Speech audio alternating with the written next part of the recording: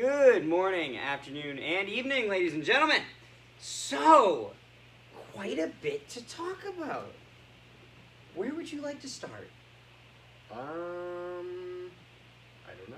You want to start Honestly, with like, Stammer? Okay, so yeah, this was actually brought up to me to discuss. So before and possibly after, Pietrangelo was Signed by Vegas? yes, and Nate Schmidt was traded away. There was a thought that Vegas would trade Max Pacioretty to the Tampa Bay Lightning for Steven Stamkos. Not one for one. No, obviously there'd be Obviously things not. involved, but those were the two main headliners. I mean, I don't know why Tampa would do this, but... I know why Tampa would do it. It's funny. This trade I know why is, Vegas would do this, because they need to get rid of the players that they got This- very recently. This trade is dumb and smart at the same time. Let me explain. So, why is it dumb for the Tampa Bay Lightning, and why is it smart for Vegas? They're the same reasons, because one for the other. So, why would Vegas make this trade? They want Steven Stamkos. They want a guy who's proven every single year that he's played in that he's a top caliber player. Yep. And Max Pacioretty, while actually playing very well now with the Vegas Golden Knights, is not always a top caliber player. Yep. So it's slight differences in Get some more consistency. consistency. Now, also, I don't know what he signed to, so the contracts might be somewhat We're similar. talking Pietrangelo? Or not... No, the Stamkos Pacioretty? and both of them. Now, here's the thing. Why is it smart for Tampa Bay, though? Because Steven Stamkos is kind of a little injury prone. Ever Sure. since his blood clot back in 2016, I believe, he's had a couple of problems staying healthy at times. Like, notably when he came back in the playoffs. Yeah, just a different. Think of it this way: he played 30 minutes in this Stanley Cup playoffs. And he scored. He One did. goal. He did, but he only played so much. Yeah. He's got to try the Q collar. You heard of that? No. It's basically... Raise your voice. They can't No, hear I you. know. You haven't heard of Q collar though? Okay, so basically it's like this collar that goes around and it like puts pressure on like your blood, so there's like more in your head, so that way like your It's brain... a choker. No, it's so your brain doesn't move around as much. It reduces concussions. There's a bunch of studies on It's that. a technical choker. No, I mean sort of. What do you mean, sorta? That's what it does. No, because it doesn't go all the way around. You want to know something funny though? About 25% of CFL players use that. Honestly, screw it. Just put them in a bubble. Call it a day. No, but Give here's 'em a hamster now. ball. Let's go to the obvious reasons as to why this is a bad idea. Okay, first one argument is that he's the captain. Why would you trade him? That argument has some merit. Although I will say Tampa Bay's done this before. Tampa Bay actually traded captains once. They traded Martin St. Louis for, I believe, Dan Girardi at the deadline because Martin St. Louis was cut from Team Canada, which Steve Yzerman, the then GM of the Tampa Bay Lightning, was also in charge of. So St. Louis was a little slighted by that and asked Yzerman for a trade. He asked for a trade, and then he went to New York Rangers, and he did very well with the New York Rangers. Yep. So Tampa has traded their captain away. But here's why you don't do this. Do you remember the Joe Pavelski moment? Pavelski gets injured, and they score 4 times on the power play. Yes. That is a moment that cannot be replicated by any other player on the San Jose Sharks. And Steven Stamkos is the exact same equivalent. Yeah. He's the guy who's there. He's the guy. And especially since if you look at that game where he came back, the morale boost that went on the bench, just to even see him come down on the bench and even just play 3 minutes. Mhm. Minus, like, don't even think about the goal. Just him being there. Yes. Had such a huge impact. And now, if you go and trade him away after winning the Stanley Cup, Mm-hmm. that's gonna have a big Well, one, you do have his... you're gonna piss off the locker room if you do that. It is. Yeah, that's true. You're Did gonna we piss talk off about Chicago last year? Last week we did, right? We talked about how they were upset. about the Brandon? Oh Saad yes, thing? yeah, Okay, good. yeah. I forget. You know. If they trade away But yeah. Stamkos, it would be like that. Except I think it'd be Yeah, worse. I actually don't think Actually, it'd be worse. maybe not because They have a cup. Because no, also, they have their 3 team, cups. Their with team, yeah. Tampa Bay has one. Oh, I was talking about Chicago. Like recently. Okay. No, Chicago's worse because the guys have actually publicly made about it. If Stamkos was traded, it would just be the fans that would be upset about it more than the locker room. Because, to be honest, a lot of the locker room is getting moved out on its own. So, let's, the thing is, and I think at the end of the day, it's just a trade that has too much repercussions both ways. Because if Stamkos Too gets risky. injured, yeah. And then if Max Pacioretty is inconsistent, both sides lose. Technically, now, the counter argument is both sides could lose if they don't make the trade. But I would argue if it's the same thing, why switch? If you don't all you're if doing I is have option possibly A, and that's $5, I know I'm getting $5, and option B is someone give me $5. Why you need to switch it? You have it already. Well, what? The only bad things can happen. Yeah, especially since if you have good chemistry with that player that you're thinking about trading away, Yeah. then you could destroy some chemistry there, and then all of a sudden it's affecting you're not just losing that player, it's having repercussions on whoever else is in that line. Yeah. Now, it could be positive. Usually it isn't though. Not when your line is like Tampa's lines. There's only negatives that can happen. Yeah. Let's talk about next season. So it's been leaked kind of by the Vegas Golden Knights general manager I thought it was by Vancouver. when discussing why Nate Schmidt was traded to Vancouver. It was surfaced that because they're not going to play in the same division. Now, I immediately got really mad about this because I know what this means. This means that we're going to have 4 divisions and we're going to have a Canadian-specific division. We're going to have a Canadian division, which I hate this. Now, I hate this. that sucks in terms of all the teams that are in Canada that are worthy of making the playoffs and whatnot. So I'm not sure exactly what they would do for the playoff format. That's actually what I'm more concerned about. I'd guess, you want my guess here? They do it exactly the same way as they do every other one. 2, 2, 2, 2, and then the best teams that would be from the other ones. Now, you know what I'd be a Can I explain first? Do you know? off? Well, hold on a second. You know what I'd be a fan of though, if they, because basically the idea that I saw that was put forward was that there was a Canadian division, there was a West, an Atlantic, and not Atlantic, East. There's and then north, a south, match- east, west. Yeah, north, south, east, west, basically. So the General. north being all of Canada, the west. I was gonna just say that actually. If you want. And then the east would include St. Louis. Let me. You have the map. Okay, so the North Division will feature Vancouver Canucks, Calgary Flames, Edmonton Oilers, Winnipeg Jets, Toronto Maple Leafs, Ottawa Senators, and the Montreal Canadiens. The Western Division would be, because we're not technically confirmed yet, so we can't go around saying it is. San Jose Sharks, LA Kings, Anaheim Ducks, Vegas Golden Knights, Arizona Coyotes, Colorado Avalanche, Dallas Stars, and the Minnesota Wild.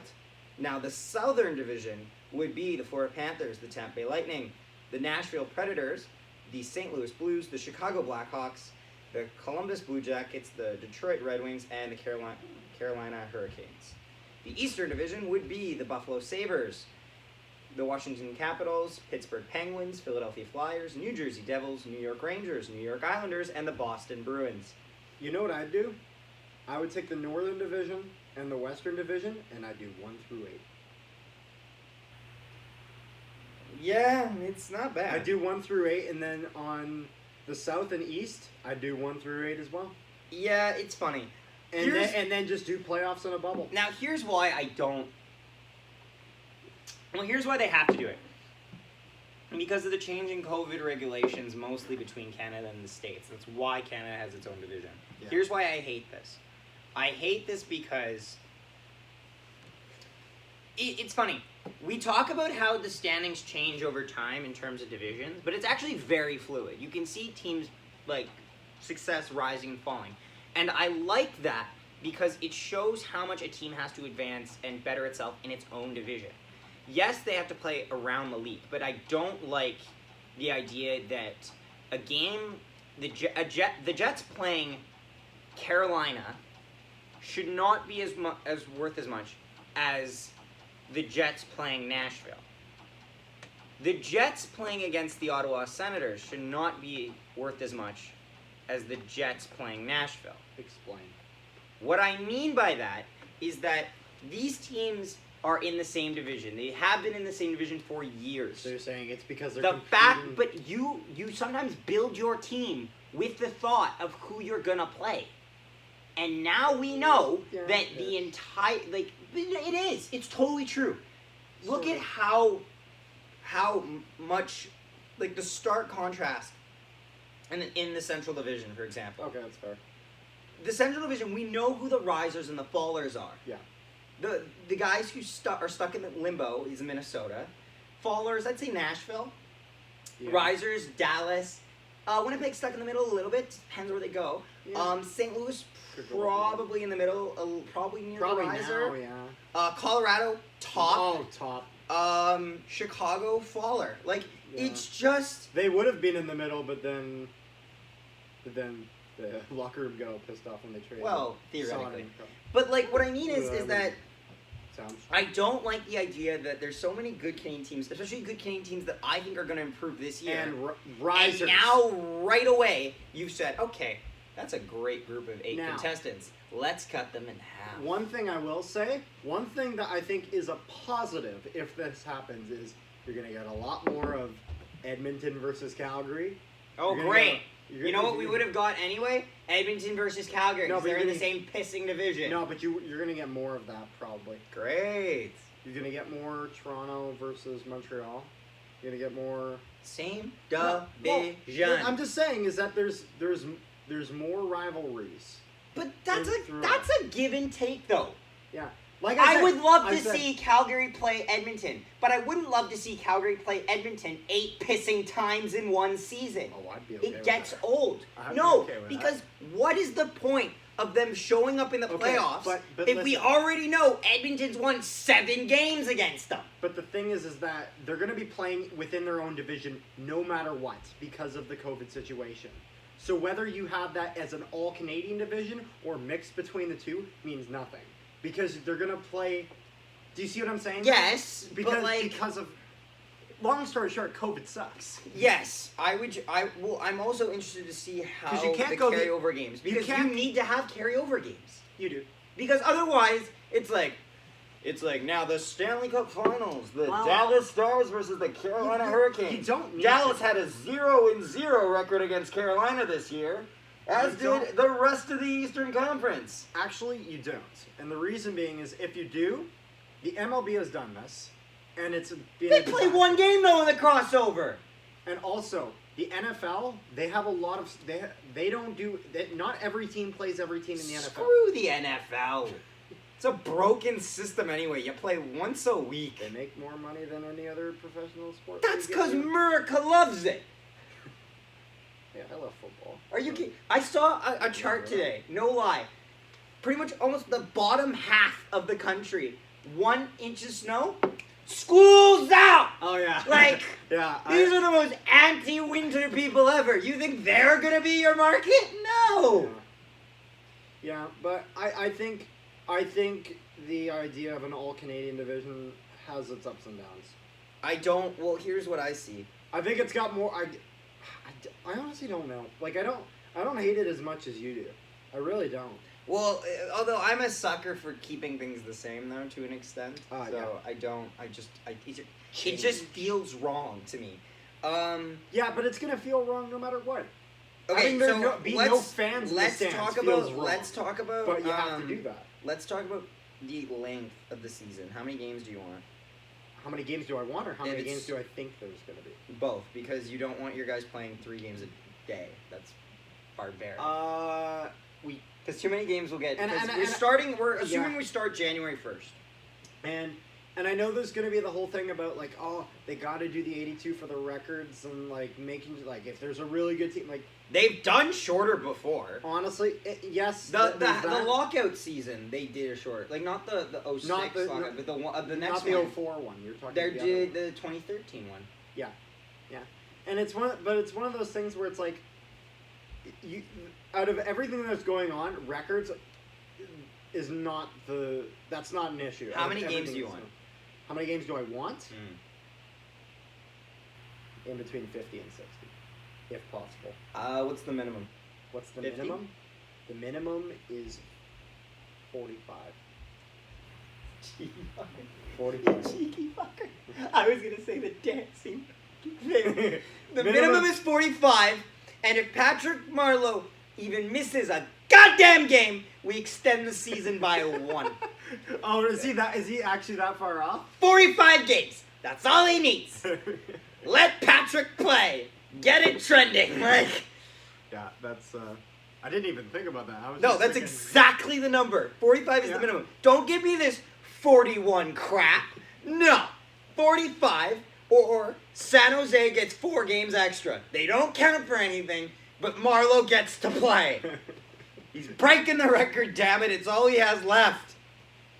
Because, let's be honest, he's not winning a cup in San Jose. They're looking they missed that turn on the boulevard, and they're like, oh, god damn it. Let's take a U-turn in 10 years. That's how a proper rebuild's supposed to go. Or a 5-year plan. Not the juiced up New York Rangers they got plan. They got a lot of problems right now in San Jose. $11.5 million. Yeah, that's bad. The Carlson contract. Yes. Ooh. So Worse than Petrangelo. let's talk about some of the signings right now. Evgeny Dadonov goes to the Ottawa Senators. And what's the whole trade? It's a signing. Oh, okay. Sorry. Good lord. I think. $5 million for 3 years. I'm good with that. Who cares? They can spend money. I've made the analogy before. They have the money to burn. And who was the signing again? You were saying? Ottawa. Ottawa. Yeah. Yes. Okay. Ottawa signed Evgeny Dadonov. And all I will say with this is that actually is pretty affordable. It's funny judging guys on the Florida Panthers because the Florida Panthers are the Florida Panthers. I feel like that explains it well enough, but like they don't handle talent well. I'm not gonna say Ottawa does either, but like Jonathan Marchessault. I will say this: it's all your fault. Ottawa. Well, if you want to talk about Ottawa handling talent poorly, Mika Zibanejad, Ottawa Senator. No, but like I think this is a solid deal for them. Honestly, like the dude's a good scorer, definitely top sixer. You don't hear a lot about him, but he's probably his second line for sure. He'll probably be first on this Ottawa team. At this point in time, yeah. So Joe Thornton signs for Toronto for $700K, and he's playing in HC Davos until then. In the European League. Yeah. I watched one of the highlights of their games. That league is nuts. Like, and I don't mean like they do crazy things. It's just one of the most lopsided leagues I've ever seen. It's like if like, you know, we talk about like leagues like the MLB where the best team is so much better than the worst team in the league, right? Yeah. But like in this league, like to the point where like Detroit almost beat Tampa this year in a game. And they beat Montreal every single time. Yeah. But Montreal was at 500, so I don't count it. But this is the point, though. Every single time. But like HC, like that hockey league, it runs like an MLB style hockey league. Like HC Davos won 9-2. The goals were just going in.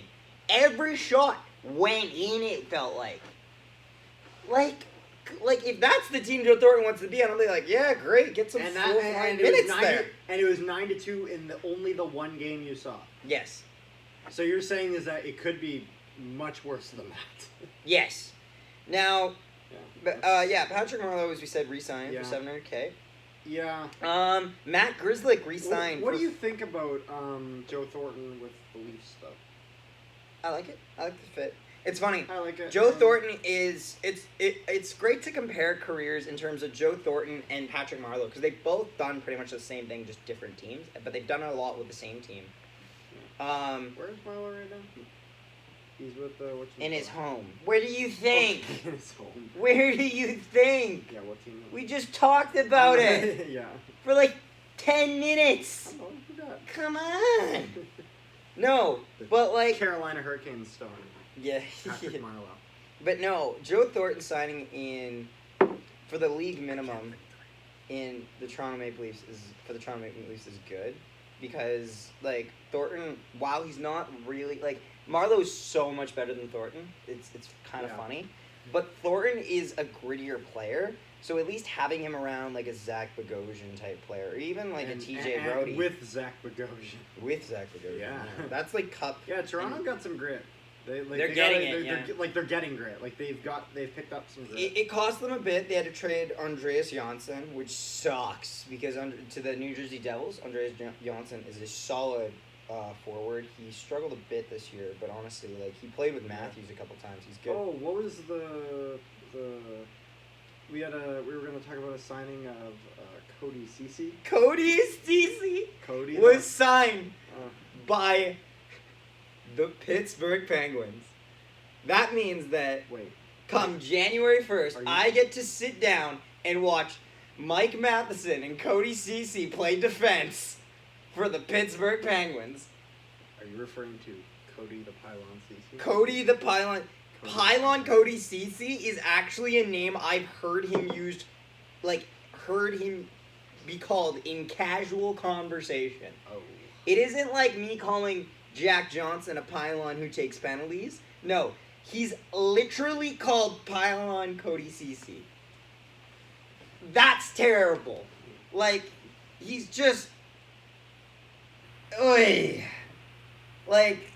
They literally traded away... CODY CECI misses the net by a mile. Like, they literally traded away Black Death for smallpox. Like, it wasn't a big gain. And it might become worse in general. Actually, smallpox was worse. Yeah, it was. There you go. Smallpox was worse than but Black yeah, Death. it's just bad. I don't get the signing. There's so much better... defenseman on the market. Travis Hamonic is still on the market. Yeah. Well, like, and Pittsburgh is making so many weird decisions recently. It started with that Kapanen. They lose one of their better defensemen in Justin Schultz too to the Washington Capitals. Picked him up, which was good a while back. Matt Grzelcyk re-signs with the Boston Bruins for $3.68 million for 4 years. So he's a solid defenseman. I put him in the same respect as I put. He's not as good as Torrey Krug. He's good though. Like Matt Grzelcyk, honestly, the Bruins defense is underrated. We don't talk about it as much because their first line takes a lot of headlines, but they have a lot of good guys in the system. $3.68 million might be a little bit of a tall order, but I don't think it's an overpayment by much of it is. 4 years it's going to be interesting for him. I think there'll be times where he plays up to that contract. I think there'll be times where you think, why is he getting paid this much? That's how most defensemen are, though. So I don't hold much against it. Alex Georgiev re-signed with the New York Rangers for $2.4 million. That's solid. Him and Shesterkin are the unit. How much did D'Angelo re-sign for? D'Angelo, that was the one I was looking at, $4.8 million. And I love this because... How many years? 2. That's good. Yes. And why do I love this? Because he's a guy who had a year exactly like Neil Pionk. D'Angelo's a guy who's been on the team for a while and had his breakout season last year. Like, he was picking up points left, right, and center.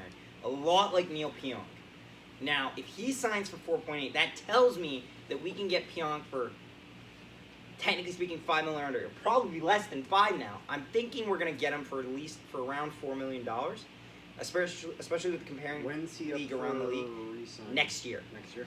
But he's an RFA, so that is a good sign. Oh, and but the one catch is that nowadays we're talking about trading away RFAs. That makes me sad and nervous.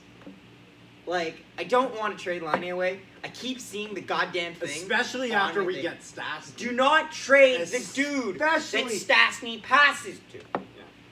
Do not do it. Stastny is a player that finds passing lanes, and especially with a guy like Laine, he's got a big shot.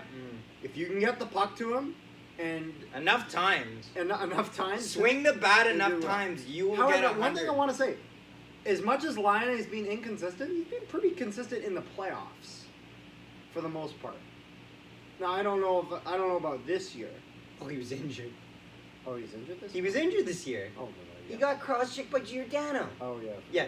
Well, anyway. I forgot about all the injuries. Honestly, that happened in though. that series. Okay, Good so God. Brendan Gallagher got re-signed. 6 years, $6.5 million. I like it. It's not bad, honestly.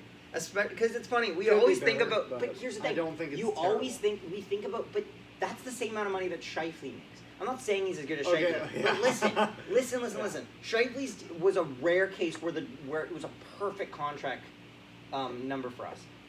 Gallagher actually had a really good postseason this year with the Canadiens, getting cut short by a cross-check, unfortunately.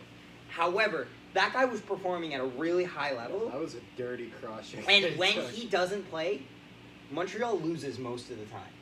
Now, what I'm saying is that he's a guy you need to keep around. He's an assistant captain, and he has been a firecracker guy for your team. His percentage, like his overall by JFresh Hockey ranks him as an 87 overall. Not bad at all. Especially when the cap is always rising, and we always have to remember that if a guy makes $6 million, but it'll rise. If a guy makes $6 million this year, a guy could technically ask for $6.25 million next year. Yeah. If we're looking at natural progression in terms of salary cap, and that is how you have to think about it. This contract will maybe be a little dicey at the beginning in terms of the budget on a team that actually has a decent amount of money to spend. Not now that they signed to Foley, but before. But as the years go on, he may regress a bit, but the money he makes won't impact it as much because of how much money you have raising the cap. Also, you need to sign guys to more in Canada, like we talked about. And to go with that signing, they signed Jake Allen for $2.87 million for 2 years. I like this sign. I like a lot. It's funny. I shit on Bergevin earlier about the Domi Anderson trade. And I will not mince words. I still think that's a mistake. Yeah. However, every move after that, solid. Getting Tyler Toffoli, solid. Getting Jake Allen as a backup, solid.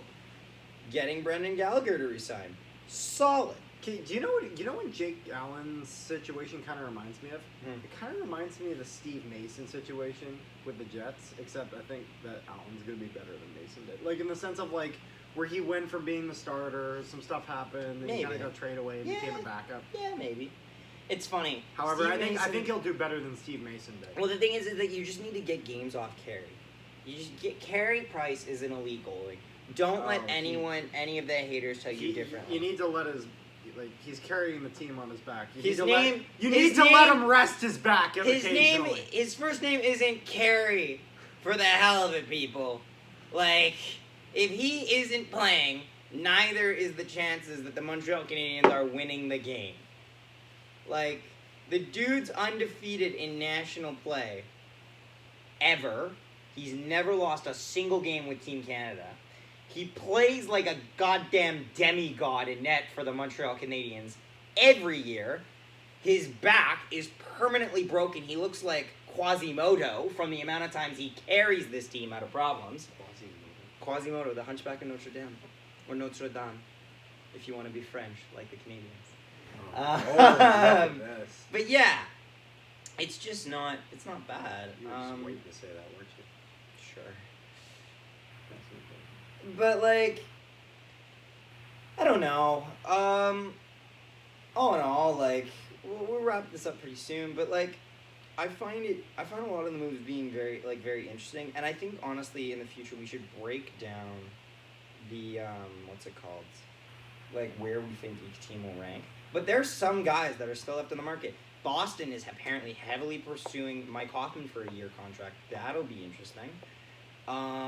Anthony Duclair, Andreas Athanasiou. There are guys still on the market. Detroit re-signs Athanasiou. What a move that That'd would be nice, though. Trade him away, get some stuff, and then just sign him back. Maybe. Yeah, but it's interesting. There's a couple guys still in the market. and I look forward to seeing where they go. So I think we'll call that a day. Don't think there's much left, and we don't want to run it too late because we know a lot of people are busy nowadays, especially with COVID happening. So we don't want to make this take too much time out of your day. So yeah. If you like that video, please like, share, and subscribe, and comment below what you want us to talk about in the future. Instagram.